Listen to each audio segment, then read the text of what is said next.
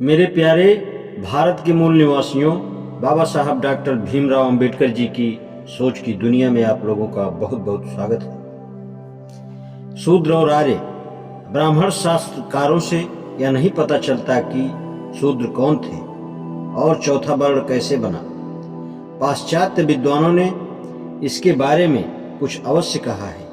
वैसे तो उसमें भी आपस में कुछ मतभेद हैं, परंतु निम्नलिखित बातों पर वे सहमत हैं। वैदिक साहित्य के रचयिता आर्य थे। आर्य भारतवर्ष के बाहर से आए और भारत को विजय किया। उस समय भारतवर्ष के निवासी दास तथा दस्यु थे। वे आर्य जाति से भिन्न जाति के थे। आर्य गोरे थे और दास तथा दस्यु सांवले थे। आर्यों ने दासों तथा दस्युओं को जीत लिया।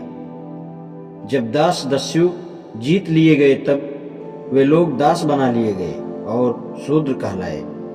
आर्य लोग वर्ण रंग के पक्षपाती थे, अतएव उन्होंने चातुर्वर्ण गोरी जातियों को काली जाति जैसे एक और दस्यु से भिन्न करने को बनाया। यह सिद्धांत सही है या नहीं यह और बात है, परंतु पाश्चात्य सभी विद्वान इन पर एक मत है। कम से कम ये सिद्धांत न्याय सिद्ध प्रतीत होता है। इन सिद्धांतों की जांच टुकड़े टुकड़े हो सकती है। पहला प्रश्न यह है कि आर्य जाति कौन थी। जाति उस जन समुदाय को कहते हैं जिसमें जन्म परंपरा से कुछ विशेष लक्षण पाए जाते हों। किसी समय लोगों की यह धारणा थी कि ये लक्षण इस प्रकार हैं: सिर की बनावट, बाल और आंख का रोग, चर्म का रोग और लंबाई। आधुनिक धारणा केवल सिर की बनावट है। सिर की बनावट से मनुष्य की जाति कैसे जानी जाती है, इसका एक शास्त्र ही बन गया है। उसका नाम है मनुष्य शरीर रचना शास्त्र, एंथ्रोपोलॉजी, प्रोफेसर रिप्ले का, जो इस शास्त्र के विशेषज्ञ माने जाते हैं।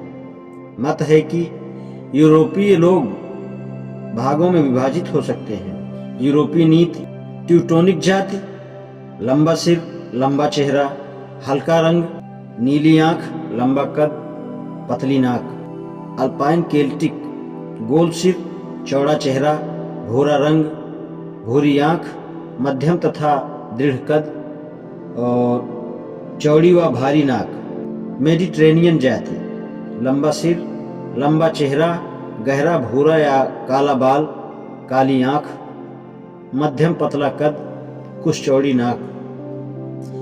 यूरोप की जातियां लेखक प्रोफेसर रिप्ले, पृष्ठ 121। इन तीनों में आर्यों का कोई स्थान नहीं दिखलाई पड़ता। आर्य कौन थे, इस पर दो मत हैं। पहला उनके पक्ष में है। आर्यों के लक्षण: लंबा सिर, पतली खूबसूरत नाक, लंबा चेहरा, अच्छा गठन और कद लंबा और पतला। दूसरा मत प्रोफेसर मैक्स मूलर का है। यह मत भाषा के आधार पर है। अर्थ तथा आरा शब्द बहुत प्राचीन है। इनका मतलब है धरती, अतएव आर्य शब्द का अर्थ गृहस्थ तथा धरती जोतने वाला हो सकता है। वैश्य शब्द विष से निकला है। विष का अर्थ है गृहस्थ। मनु की लड़की इड़ा का अर्थ है जुती हुई धरती। संभवतः इड़ा शब्द आरा से निकला है। दूसरा अर्थ प्रोफेसर मैक्स मूलर ने यह दिया है: आर्य शब्द का अर्थ मालूम होता है धरती जोतने वाला। संभवतः यह शब्द आर्यों ने स्वयं चुना, क्योंकि तुरा का अर्थ है शीघ्रगामी।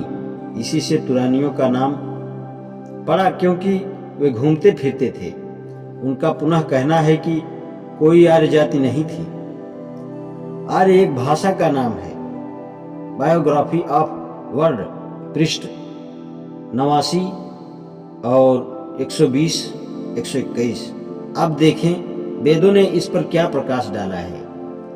ऋग्वेद में अर्य और आर्य शब्द दोनों ही पाए जाते हैं। आर्य शब्द 88 स्थानों में आया है। इसका अर्थ है शत्रु, माननीय पुरुष, देश का नाम, मालिक, आर्य शब्द 31 स्थानों में आया है, परंतु जाति के अर्थ में नहीं। अतएव आर्य शब्द से मानव जाति विशेष का कोई निश्चय नहीं होता। आर्यों के बारे में यह कहा जाता है कि वे बाहर से भारतवर्ष में आए और भारत की रहने वाली जातियों को जीता। अतएव दूसरा प्रश्न है कि आर्य कहाँ से आए। इसके बारे में बहुत से मत हैं। आर्य भाषा के आधार पर बेनफ्रे साहब ने उनका आदि स्थान काला सागर के उत्तर में निश्चय किया है, परंतु ग्रियर्सन ने केंद्रीय तथा पश्चिमी जर्मनी निश्चय किया है।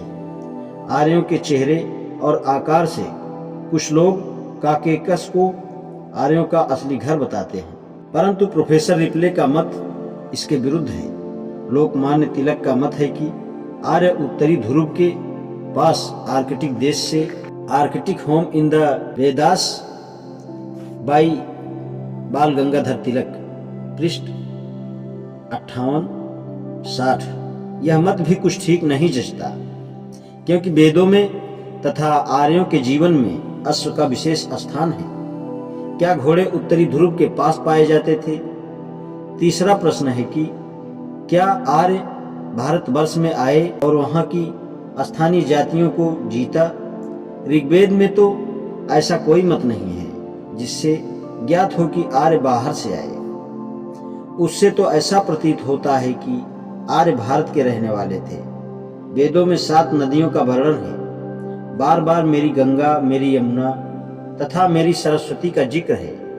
यदि आर्य बाहर से आते तो ऐसा ना कहते। अब वही बात स्थानीय जातियों के ऊपर विजय प्राप्ति की है। वेदों में दासों तथा दस्युओं और आर्यों के बीच में किसी बड़े युद्ध का वर्णन नहीं है। शायद कोई छोटे मोटे झगड़े स्थान स्थान पर हो गए हों।